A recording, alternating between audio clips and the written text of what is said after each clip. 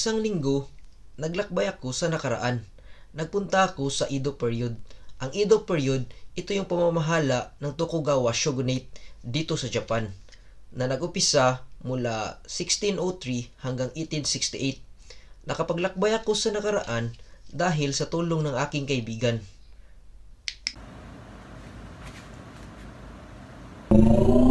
Doraemon! Pasama sa nakaraan! Tara na! Gusto kong pumunta sa Edo period.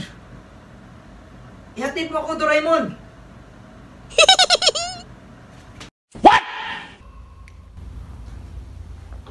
Mag-isa lang akong namasyal ngayon. Hindi ko na sinama si Sophia Trend Snow kasi masyadong malamig.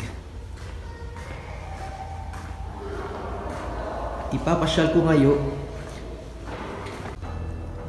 Ito ay isang watchtower nung unang panahon ng mga Japanese.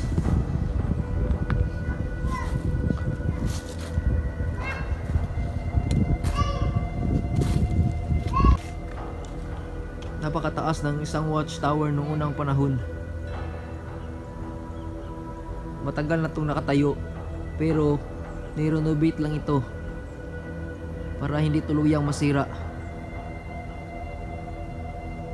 Mag-isa lang akong namasyal ngayon. Hindi ko na sinama si Sophia at Trend Snow. Baka delikado masipon sila. Kaya mag-isa lang ako na mamasyal. At samahan nyo na lang ako. Punta tayo doon sa itaas.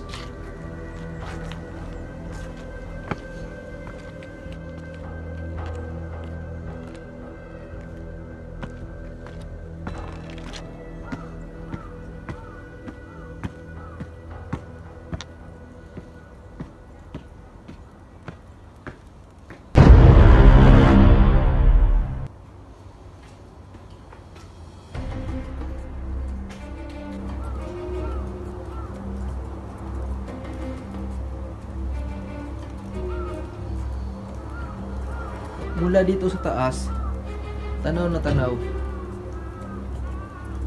sa ibaba. Hindi lang pwede akyatin no sa itaas ng watchtower, yung sa pinakadulo hindi pwedeng akyatin kasi bawal daw. At ngayon, pupuntahan naman natin yung mga lumang bahay ng Japanese, yung mga traditional na bahay ng mga Japanese noong unang panahon. Itutur ko kayo doon.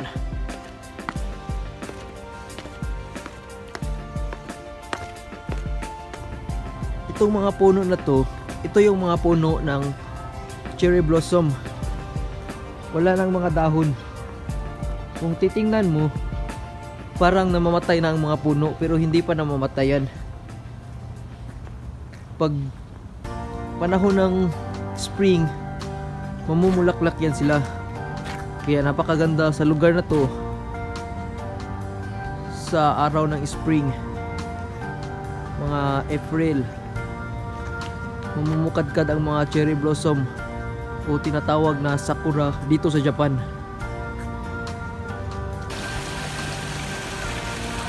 May fish pond din dito. Napakaraming mga koi. Tuwang-tuwa sana si Red Snow kung nakasama siya dito. Ito yung mga koi, napakalaki.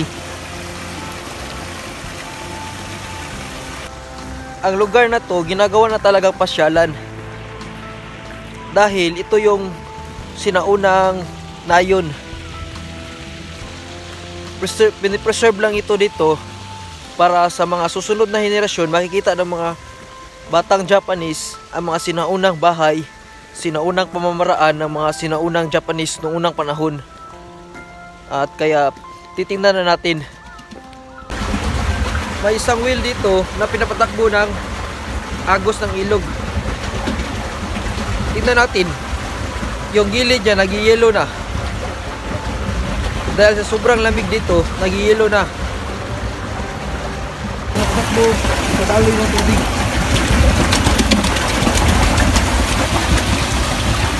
Ito ngayon, nag-yellow yung gilid niya.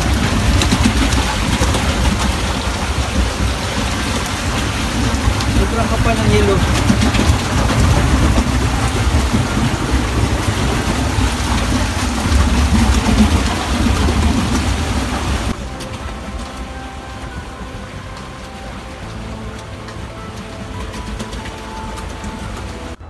Ito na yung pinakaunang bahay ng mga Japanese. Itong traditional house. Ito yung pinakauna. By era kasi ang mga bahay na nandito. At ito yung pinakauna na nakahilera dito. Titingnan natin. Pasukin natin sa loob. Ito yung tinatawag na silk house noong unang panahon. Pinakaunang bahay ng mga Japanese.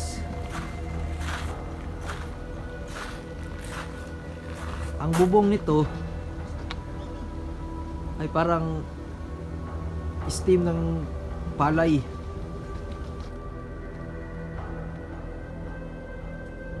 Silk house noong unang panahon ng mga Japanese. Pasukin natin sa loob para malaman natin kung ano ang mga kagamitan ng mga Japanese noong unang panahon.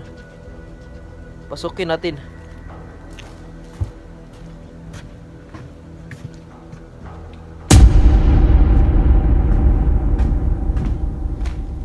Ito yung mga kagamitan ng mga Japanese noong unang panahon. Makikita natin.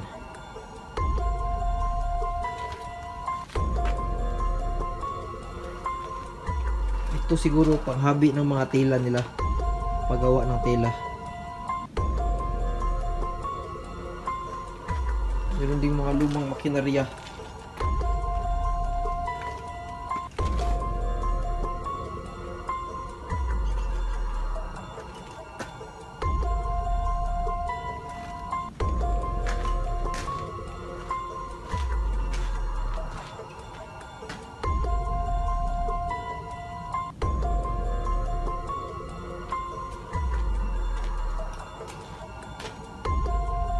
Ito yung balsa nila.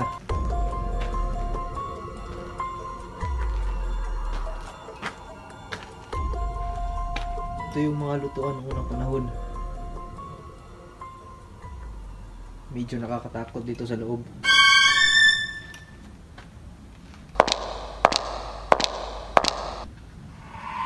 Ako lang mag-isa nun dito. Kaya nakakatakot. Ito yung panggawa ng kakanin nila. Paggawa ng mochi. Pinapalo nila ito. Ito yung mga sinaunang kagamitan nila.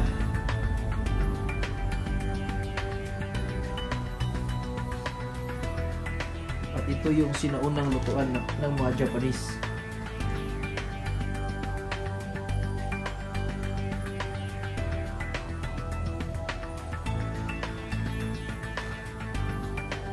Dito sila nagluluto.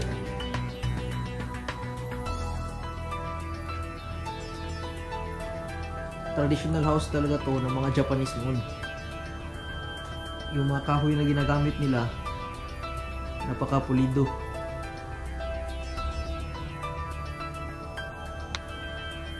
At ito yung lumang chinilas ng mga Japanese.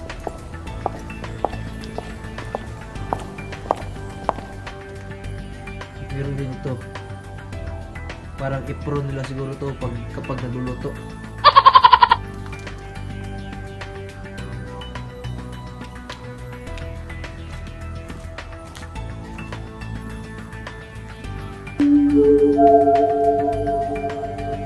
Ito yung mga sinaunang kagamitan nila.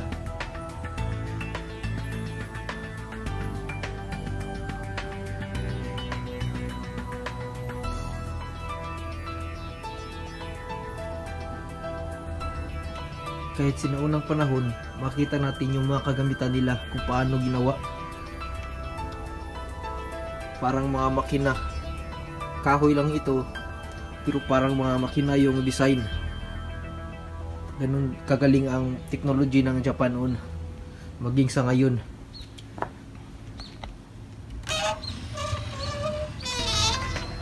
Makikita natin, puro kahoy lang, pero napapaikot niya, napapagalaw. Ganun kagaling ang mga Japanese nung unang panahon. Ang bahay na pala ito, ang design ng bahay na ito ay nakadesenyo nung Edo period. Nung Edo period ng Japanese.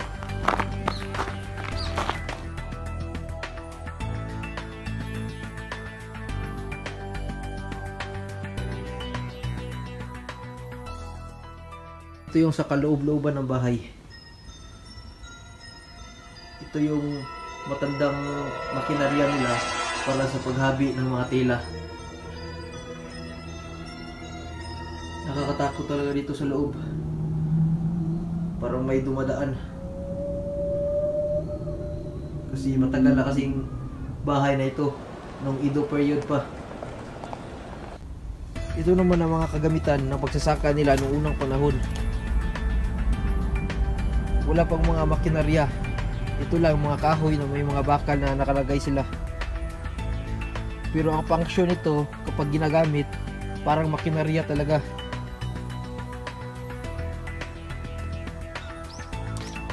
Puntahan naman natin ang pangalawang bahay.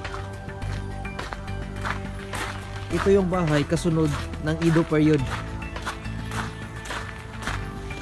Tingnan natin kung kailan natayo ang mga ganitong bahay na design. Mas malaki ito kumpara sa naunang bahay sa Edo period. At busukin natin sa loob kung ano ang kanilang mga kagamitan.